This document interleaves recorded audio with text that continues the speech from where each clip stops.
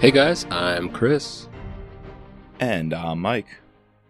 And welcome back to this week's No Limits, the Terminalist Podcast. What are you doing this week, Mike? Hey, not much, but we got a really cool drop on the social media today. They launched, or they teased at the launch, for the Ambassador Program, the Mitch Rapp Vince Flynn Ambassador Program. I didn't get that. I'm not on Twitter, so I didn't get that. It normally takes a couple of days to come on to Instagram, because they do Twitter. Because people do that a little bit older, like you know. You're a whole year older than me. Yeah, older. Okay, all right. We already last episode talked about losing our hair, Mr. Dreamsicle, so. That's funny. Now, as a little teaser, is a 1-minute video, people around the world reading Mitch Rapp books, and at the end, Kyle makes a toast. He has a glass in hand and challenges us to hashtag take the oath by ordering Oath of Loyalty. Dude, I finished In the Blood like yesterday, and then I reread the ending today, and after it, because I guess I don't want to spoil it too much, but like we're talking about presidencies, and I immediately started thinking about Oath of Loyalty, because like we have been off Mitch Rapp, like, you know, how many books have we just read in the past month? Dude, we've been crushing it, yeah. And then I just thought about Mitch Rapp, and I was like, I want to read Oath of Loyalty. I need it in my life now. So the fact that we might be able to get it soon, get that arc, give it to me. Man, you're right, though, talking about a transition of power at the end of this book, In the Blood. Let's back up here. We are the Terminalist Podcast. We are getting ready for the TV show July 1st. We'll have plenty of content coming at you right here on this feed. But we're also hinting at our first season, where, if you don't know, the No Limits brand started by covering the Mitch Rapp series. And we have over 100+ episodes all about Vince Flynn and Kyle Mills. So check out our Season 1. Season 2, we are deep into the Scott Harvath series, about to publish also in July our 4th book in the Brad Thor Scott Harvath series. And this, you're listening to No Limits Thriller Pod, and now the Terminalist Pod is our Season 3. So thanks for being with us. It means everything that you're listening, you're subscribing. Please leave us a rating and a review in Apple Podcasts or on Spotify or wherever you get your podcasts. Subscribe to all 3 seasons. It means a lot to us. And so glad you're along for this ride. Dude, I'm super hyped for this TV show. Oh, yeah. Like, Jack was posting, I guess they got to watch, I don't know if it was the first episode of the whole season in a movie theater, and putting up the various snippets of like introducing the characters, you know, over the course of a couple of days. I'm really, really hyped for that. The Amazon Prime Video team is doing some work rolling this out. Some great social media coverage, just enough hints. We still don't know what the story will be and how it will differ from the book exactly, but they're giving us just enough to chew on to keep us interested. I really love what they're doing.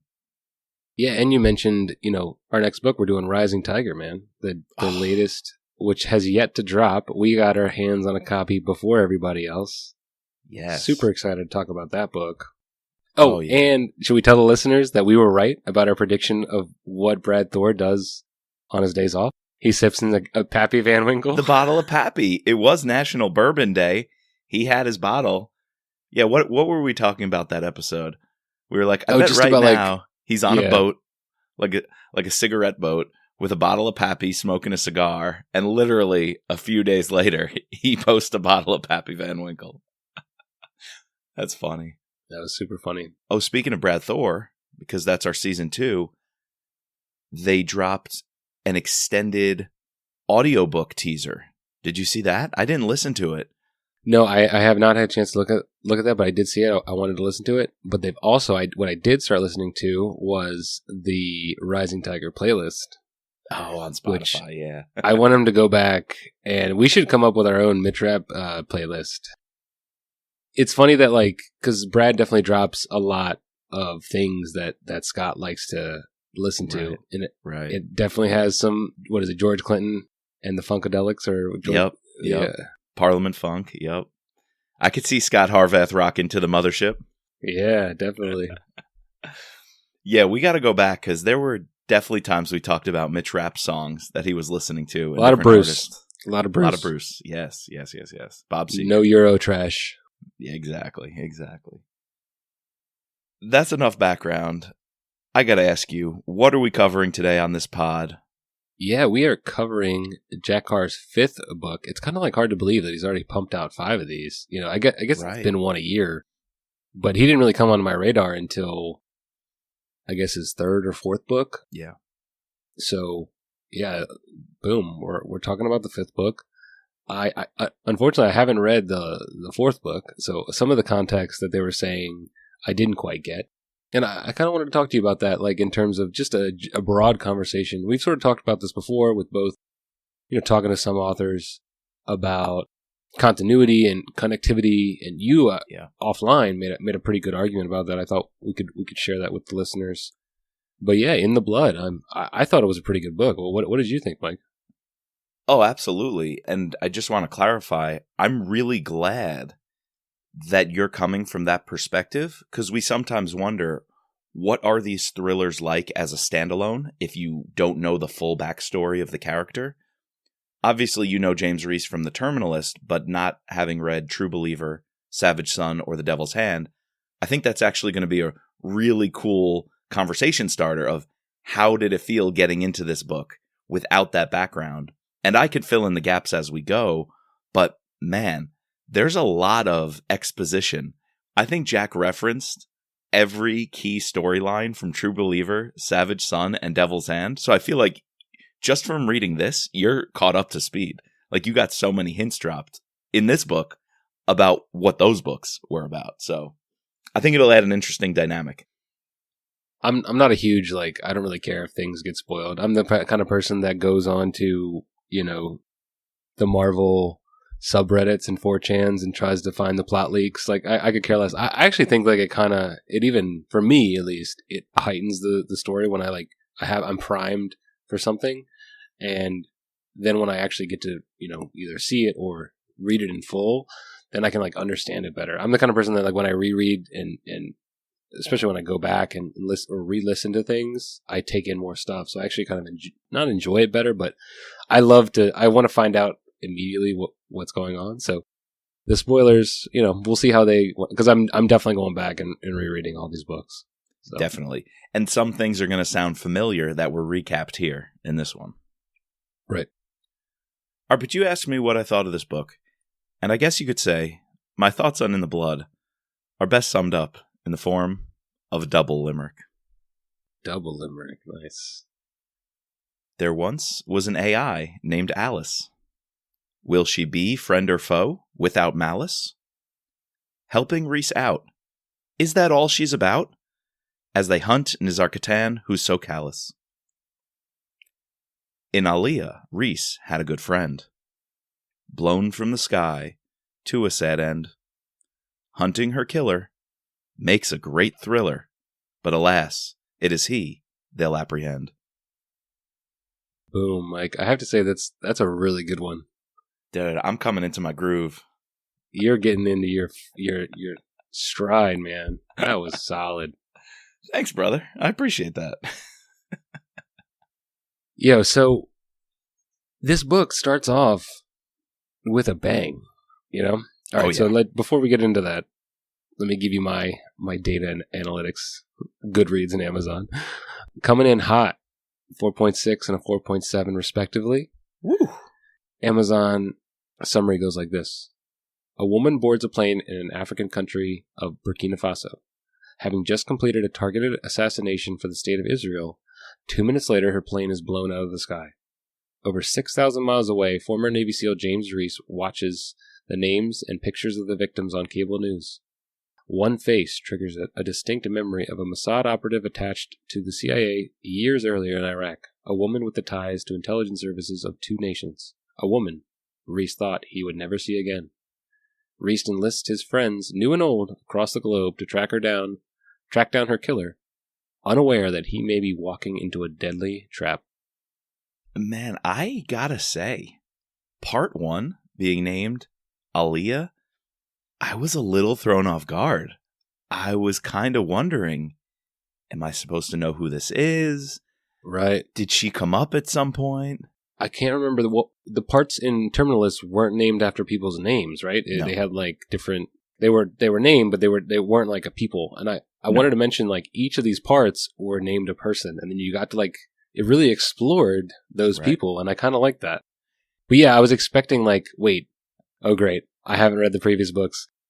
Am I supposed to know who Aaliyah is? And then she immediately dies. I like that. That kind of subverted my expectations of, you know, I'm a hardcore James Reece, Jack Carr fan. I'm coming into the new one. I know who he is. I know his background. Let's see what he goes to next. But the rug was pulled out from my feet that he had this relationship, you know, when he was working for the CIA, who he met at this bar. And they were very professional, and she was a really good friend, and he actually saved her life in that explosion at the bar that we hear about, got her to the hospital. And I'm like, man, this is another side of Reece. I never knew. It's like the layers being unpeeled. And you and I both, you being new to the series, or relatively new, and me reading everything multiple times, we both got to kind of feel that and be put in that strange situation of who is she? Why is she dead? Why is Nizar Katan? And dude, when we got his name dropped, I almost lost my mind, because obviously this book talks about he killed Reece's one of his best friends, Freddie Strain, and dude, true believer. That's the plot right there. So I guess we should say, spoiler, a whole lot of this book definitely digs into the events of True Believer and Savage Son. Yeah, I went and did like a little bit of background because I wanted to know like at least what books these came or what storylines they came from. Yeah. And I'm so primed to read True Believer now. I mean, I was already pretty primed after the Terminal List because I want to see like does he get the tumor out? Like what? Obviously, he'd be the budding relationship with Katie. The Hastings. They're at the ranch in Montana with the Hastings. They're living there, dude. There's so much for you to uncover. But how did you feel jumping into? He's with Katie. He's at the Hastings ranch. You could tell this family. You know, there's the older mom, the parent, and Rafe, his friend. They all deeply, deeply trust Reece.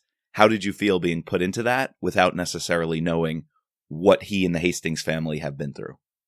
I thought that Jack did a pretty good job of, you know, giving enough context to catch you up. But I thought that it was different kind of context than I'm used to in both, like, let's say a Brad Thor novel or a Mitch Rapp novel or Kyle novel, because in those cases they almost like they'll be going along, and then you'll get like this 2 or 3 paragraph like sort of debrief to catch you up real quick, you know, the plot points. And even so in like Chris Howdy, right?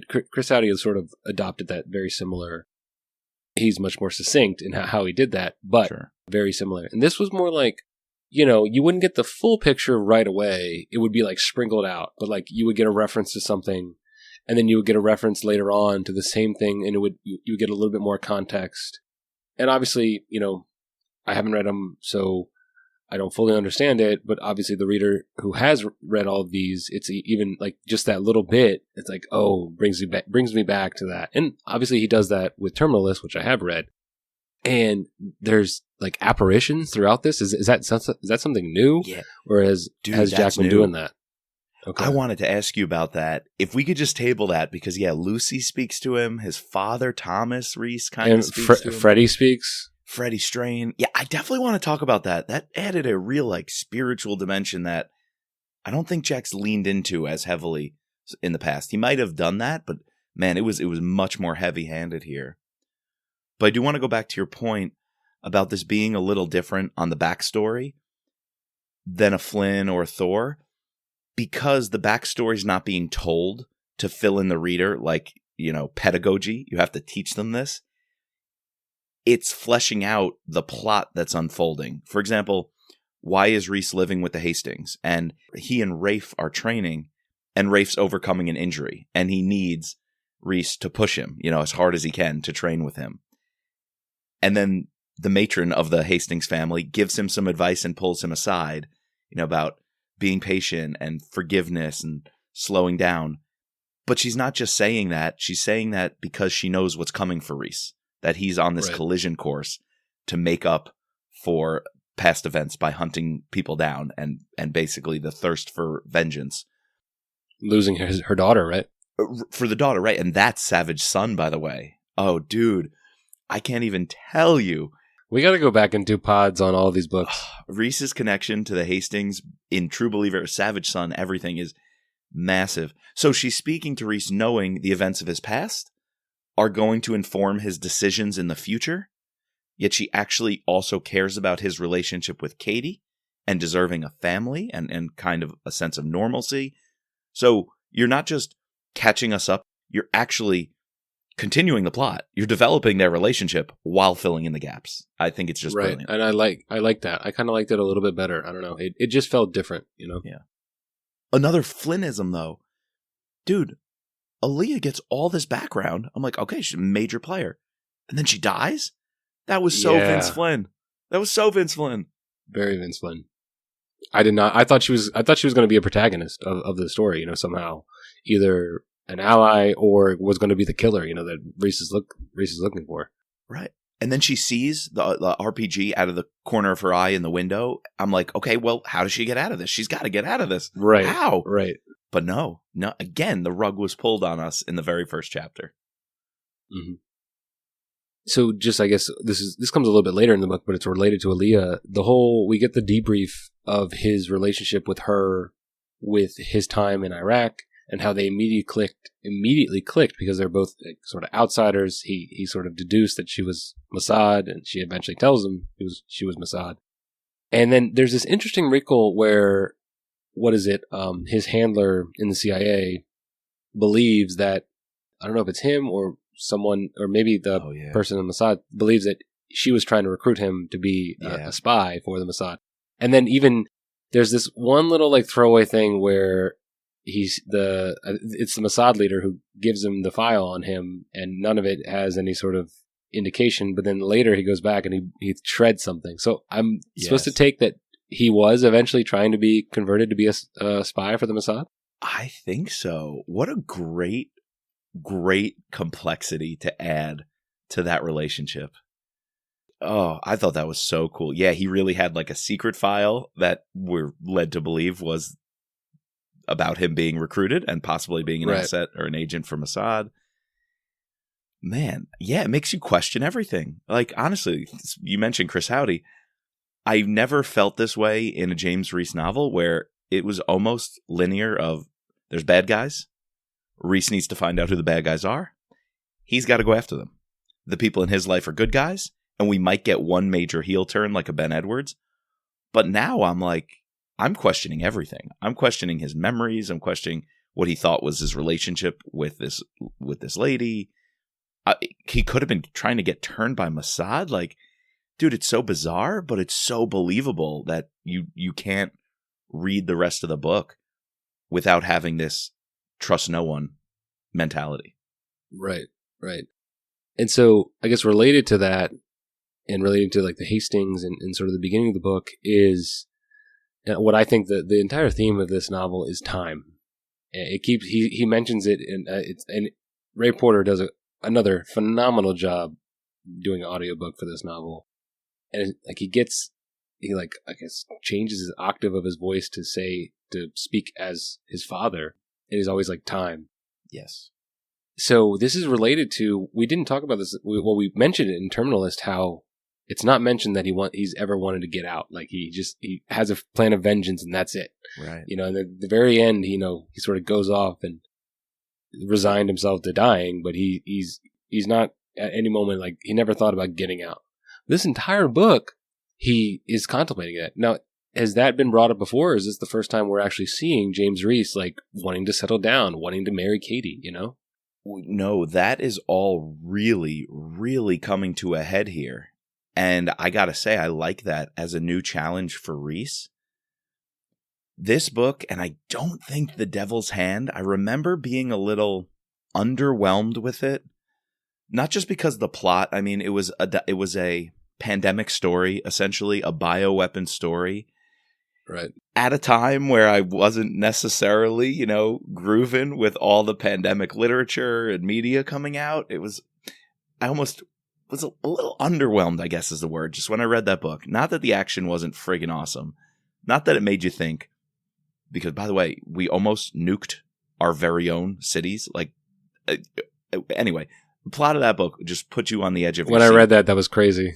Dude, oh my God, he literally single-handedly stops the president from bombing American cities. It's wild. So all that's awesome, but I was underwhelmed in how Reece advanced as a character. Sure. How his relationships progressed and evolved. Yet here, he's moving forward. Yeah, so that step of settling down and actually, spoiler at the epilogue, has a ring and is ready to pop the question and say, I'm done with the CIA. That hasn't happened yet. So yes, that's exciting. But I will say, Reece did have some self-discovery earlier on, particularly True Believer and Savage Son. He needed to find a new purpose. And I will say the Hastings family and living helped him with that in, Southern Africa, yet helped him find new purpose. It gave him a reason to live, honestly, after Lauren and Lucy. So yeah, while the next 2 books were about Reece finding a new purpose, this is the first time he's really taking steps on that purpose involving settling down with Katie. And that was really cool to see. Nice. Yeah, and so another interesting thing in the beginning of this book is I guess we'll talk about Alice in a minute. And Sure. Not the Alice from the Scott Harvath novels, but a different kind of Alice. A very different Alice. But we meet Nassar, like Reece essentially kidnaps or someone captures Nassar like right away. Like we're not even 10 chapters in, and I'm like, wait, this can't be right. This is, something's going to go wrong. He can't easily capture this person. Right. We're not even, an hour into this book. That and that whole helicopter scene and what unfolds after that, Awesome. Freaking awesome. I don't know what is my favorite. I was thinking about this when doing the scorecard. What my favorite action scene in this entire novel was. Yeah, there's so many. And I'm gonna have to say the ending is not it's top 5, but it's not top 3. With the sniper stuff, like it has to be either this or the attack in Israel, or even the attack in Italy. Dude, the bookshop. Oh my goodness. And the fighting in the meat locker. Oh my God. Dude, how are we even going to do this? Because these action scenes, I actually, maybe like 2, 3, 4 chapters in, I forget where exactly, I wrote down, kind of haven't seen any action. And I'm not an action junkie. It's a lot of exposition in the beginning. There was. It was a little front-loaded. And I'm not an action junkie in my books. I don't need that. So I appreciated the fleshing out of Aaliyah and her background and whatnot. But I was kind of in my mind. And then we would go to see Alice. And then we see Alice, right. So even more of that. I'm like, I kind of need a little substance here.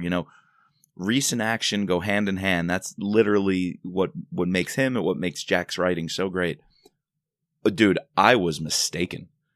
What a mistake to slip to that mindset, because boom, then we have the helicopter scene. Then we go to Israel in the kibbutz, and he's meeting Aaliyah's family and saving them.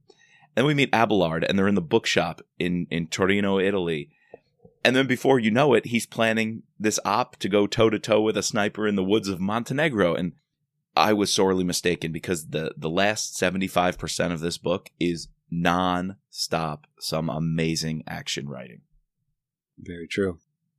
I guess we got to talk about Alice. We got to talk before Alice. We get into the action, we got to talk about Alice. What did you think of Alice, like going into this compound? Do you think Alice actually exists? I kind of like I don't know if it's the part before the author's words before the book and then the author's words after the book. Like he sort of mentions, like, is Alice real? I don't know. You should just say hi to her. She's probably watching. Good day, Alice. Yeah. So tell me what you thought about Alice. First off, Alice would subscribe to this podcast. Let's be real. Yes, she would give it 5 stars, baby. She'd give it 5 stars. Absolutely. Yep. In both Apple Podcasts and Spotify. So let's just get that out of the way. Thank you, Alice. Good day, Alice. And thank you, Alice.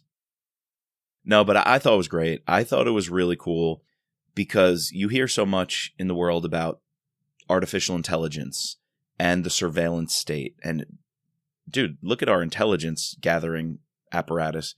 Cyber has to be the most important and critical component of what intelligence gathering is going to look like moving forward. Not to negate the human aspect of it, but if you have the best cutting edge technology, you have a leg up on everybody, right? And building a human intelligence network is more of a slow burn. It's a process of relationship building that's generational.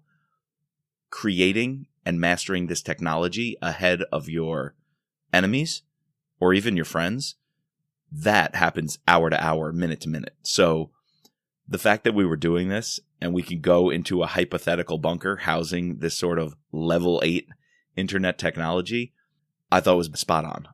I want that in a thriller. I love seeing that in a thriller. So could it be real?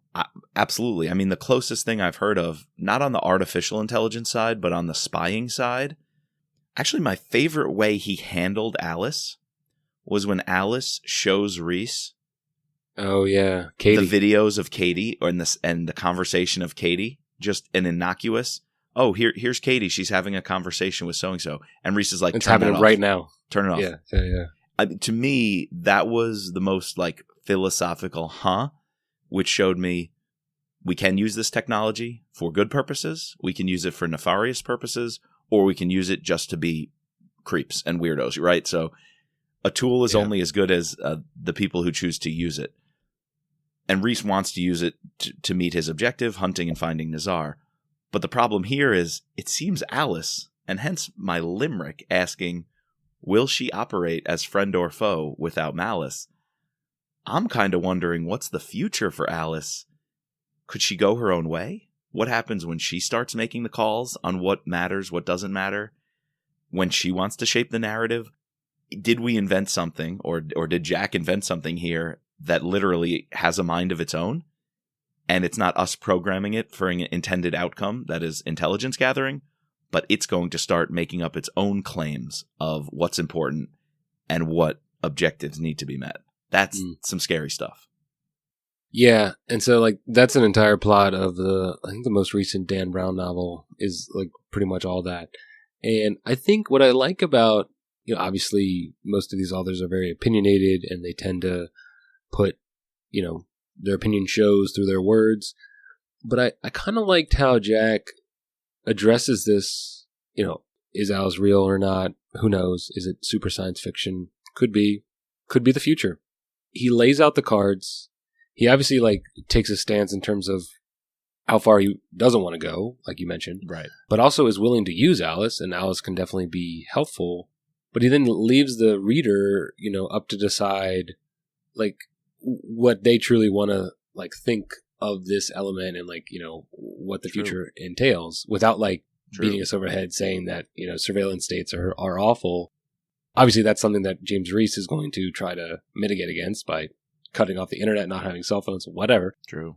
And he's, what is he, suspicious of a friggin' refrigerator later on in the book? That's right.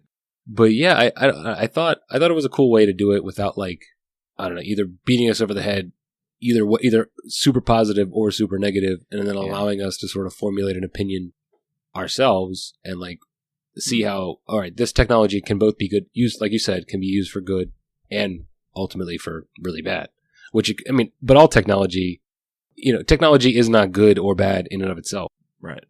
But then the question comes, like you said, when it starts thinking, when it's artificial, it's sentient, when it's sentient, and he was like, "Can't you just pull a plug?" He's like, "Wait, there is no plug. We can't.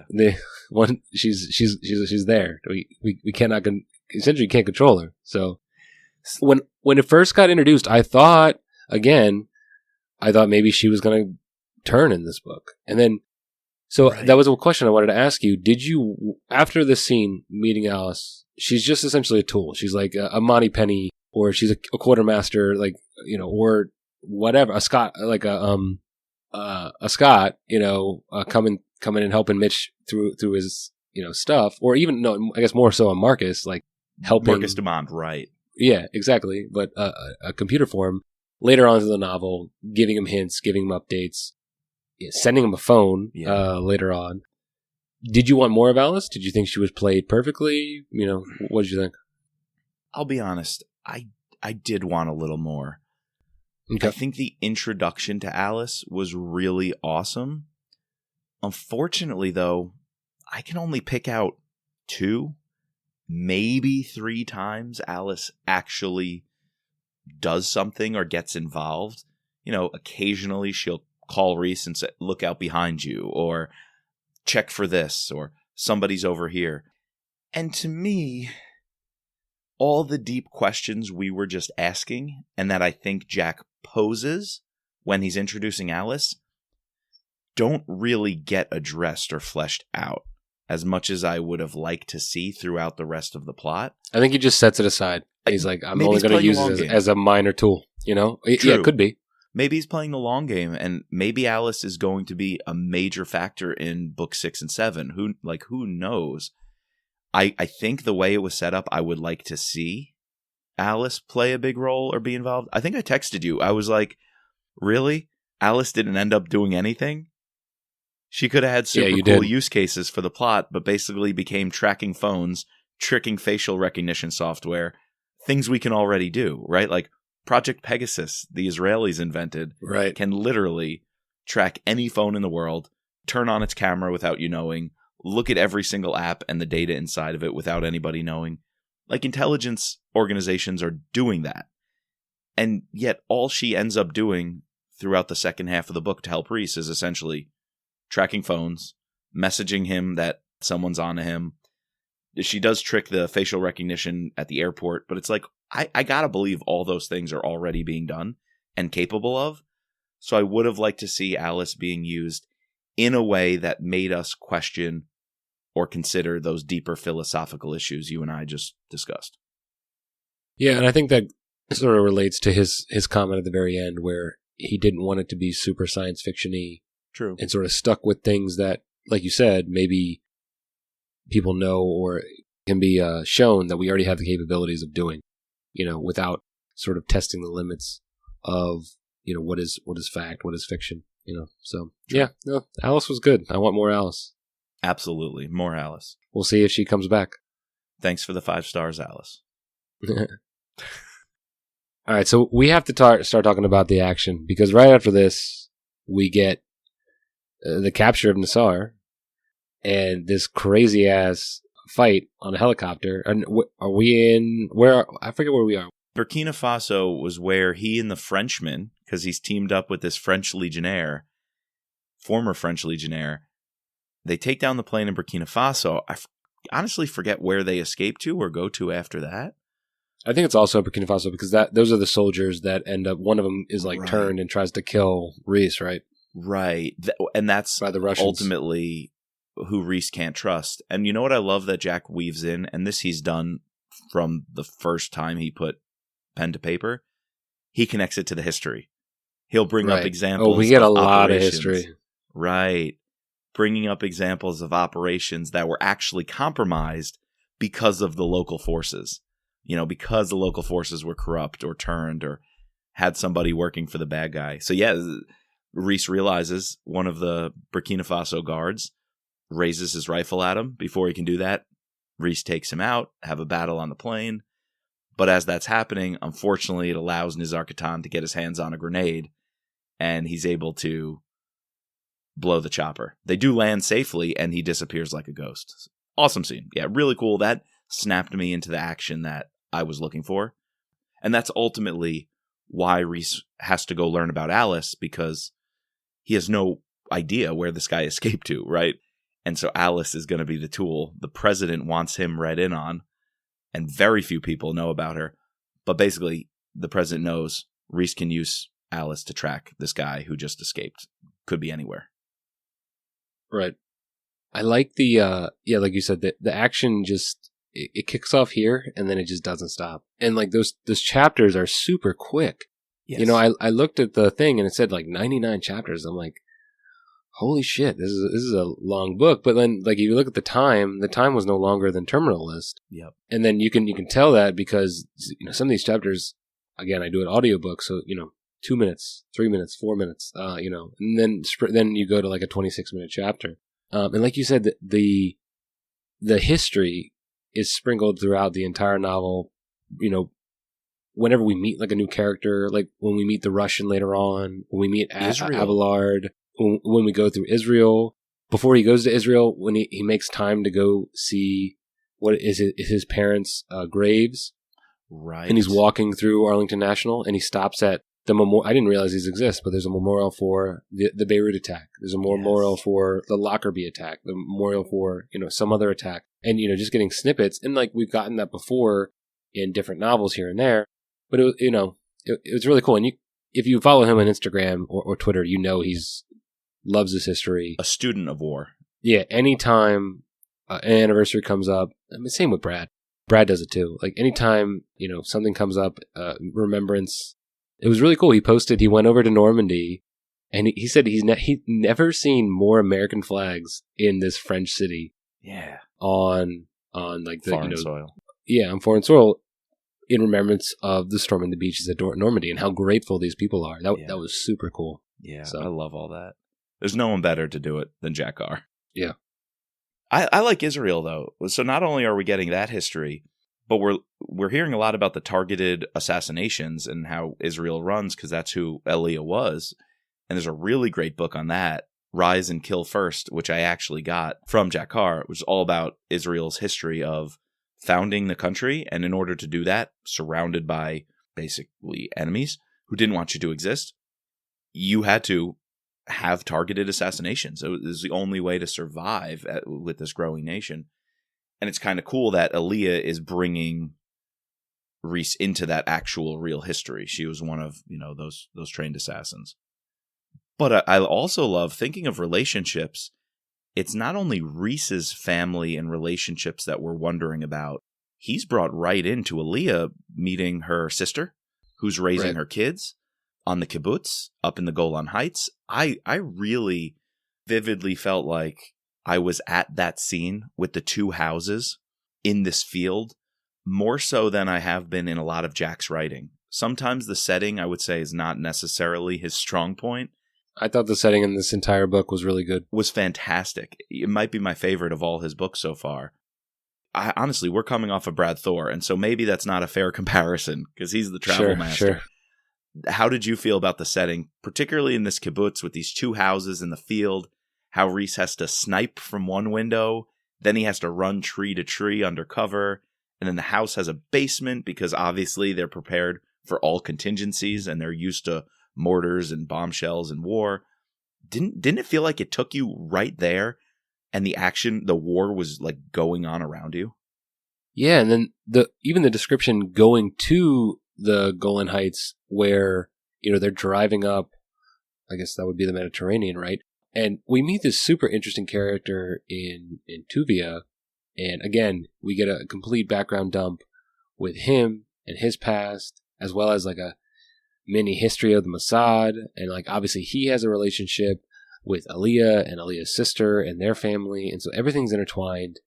And I thought there was this interesting comment where Jack, through Reece, essentially says that these things just sort of perpetuate themselves. And eventually, right, Aaliyah and her kids, they're orphaned. So, and they've lost their mother, their father, and then their uncle and their aunt, all to this fight. And now they're going to be turned just like they were, just like Tuvia was, just like Abelard is. Like all these people are, they're grown up in this environment that just instills, because of events that go on around them, that forces them to then just perpetuate the whole cycle, right? And then do it for the sake of Israel. The description of the city, the description of, where this place is, the general description of all of Israel really puts you in the place. Yes. And that whole attack scene, that probably is my favorite action.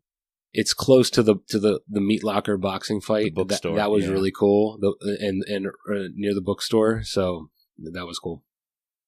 I'm with you. Just great scene, really great action sequence, and I like that it was kind of drawn out. It really took its time to develop. There were different stages of this battle, and it's also where Reece is going through the lessons he learned, some that his father taught him about staying in the fight. And so, yeah, I really like that scene. He's talking about his 4 battlefield expectations. Always improve your fighting position. He goes from window to tree. And then he has to charge at one point. He realizes he's pinned down behind the tree. He's got no other option. They don't expect him to come out, so he's got to pop out. We're learning about his code, his battlefield expectations, and his warrior code as he's operating. Just really cool. A couple of times he reminds himself, win the fight. When he's wondering, are the kids safe? Are they blown up? What happened to Tuvia? And he's just like, win the fight. That's the only thing I have to focus on right now. So great scene. Great seeing him as an operator. It comes right after the helicopter crash and he meets Alice. So I feel like this is the point of the book where the pacing is picking up, and it's totally got me. If I was a little in the beginning of the book about to lose my attention, or maybe that buy-in was starting to slip, once this hits and the action kicks off, I'm bought in nonstop. Yeah, and this is, I think, the first time we get to see one of these apparitions with his daughter, right? Yes. He starts to think about her, and then he has to like sort of snap himself out of it. Like, no, I'm in the fight. Like, I can't be thinking about you right now. And I think that's sparked because like her kids are with RPGs are attacked in the neighboring house. He sees the kids playing. Yeah. This was an interesting aspect that I kind of was digging, like the him in his head and getting a little more context about who he is. And obviously, these are things that would be happening to anybody. Like, even in the midst of war, the midst of battle, you're going to like slip out, and you can't allow that to affect you. Yeah. You have to win the fight. And then he reminds himself, win the fight. Think about your battle. Like, always. Yeah. It was an interesting wrinkle to this novel, because something we did not, I did not see very much so in the Terminalist. Definitely no apparitions, but definitely also we went a little bit deeper into his head in this novel. Yeah. This might be a stretch. I'm watching Obi-Wan Kenobi. You watching Obi-Wan Kenobi? Yeah. Okay. And there's also a similar thing with apparitions and calling on old masters. I mean, just think of Star Wars, right? Where you could see a Force ghost, and eventually Luke sees Obi-Wan and these Force ghosts. But I don't want to spoil too much. In Obi-Wan, he's having trouble with that. And it definitely takes a sustained effort to kind of establish that. I wonder if Reece is coming to a point where he can allow those voices in his head because he has truly moved on. He has found his next mission. He has found his next potentially partner for a family. And it's only once he's come so far to accept what happened, that willingness to move on and find peace in other ways, that he can have these apparitions. So maybe it's kind of important that this didn't come right away to him, and now it's something that he can accept and that he can actually learn from, because the lessons, at one point Lucy says something that saves his life. She reminds him of something during one of the battles or one of the fights. So she wasn't only a distraction. He needed to focus, but eventually he knew to listen to her at the right time and allow that voice into his head at the right time. And it ended up saving his life. And I would also say his father's advice at the wall, his father speaking to him about patience and time, I think also helps him in the sniper scene save his life. So live in the moment. Yeah.